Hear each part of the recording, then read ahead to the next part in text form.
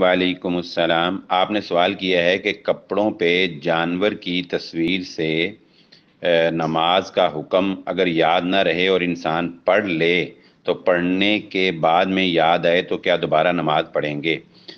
پہلی بات تو یہ ہے کہ کوئی بھی ایسا کپڑا جس پر کسی جاندار کی تصویر بنی ہوئی ہو وہ کپڑا خریدنا ہی جائز نہیں ہے، اور پھر اس کپڑے کو پہننا بھی جائز نہیں ہے۔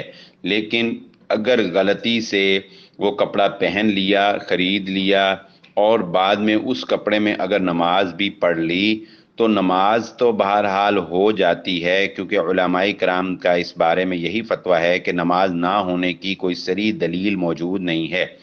لیکن ظاہر ہے کہ ایسی نماز جس میں ایک خطا جو ہے وہ سرزد ہوئی، اس نماز کا وہ مقام و مرتبہ اور وہ اجر و ثواب تو قائم نہیں رہے گا، لیکن بہرحال فرض جو ہے وہ ادا ہو جائے گا۔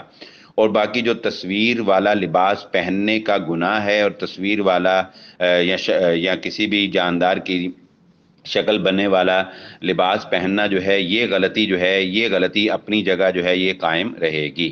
اور اگر آپ نے کہا کہ انجانے میں پڑھ لی تو اللہ تعالیٰ قبول کرنے والا ہے اور معاف فرمانے والا ہے، نماز دہرانے کی انشاءاللہ ضرورت نہیں ہے۔ لیکن ایسا کپڑا، ایسا لباس جو ہے اس کو ختم کر دینا چاہیے، یا وہ تصویر اگر ممکن ہو تو اس تصویر کے اوپر کوئی سٹیکر لگا دیں، اس تصویر کو کوئی ڈائی کروا لیں۔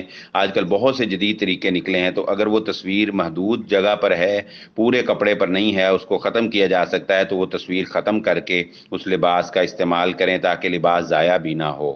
لیکن اگر تصویریں پورے لباس پر ہیں اور ان کو ختم نہیں کیا جا سکتا تو پھر اس کو بطور لباس استعمال نہ کریں، بلکہ اس کپڑے کو کسی اور پرپز میں یوز کیا جا سکتا ہے۔ واللہ اعلم۔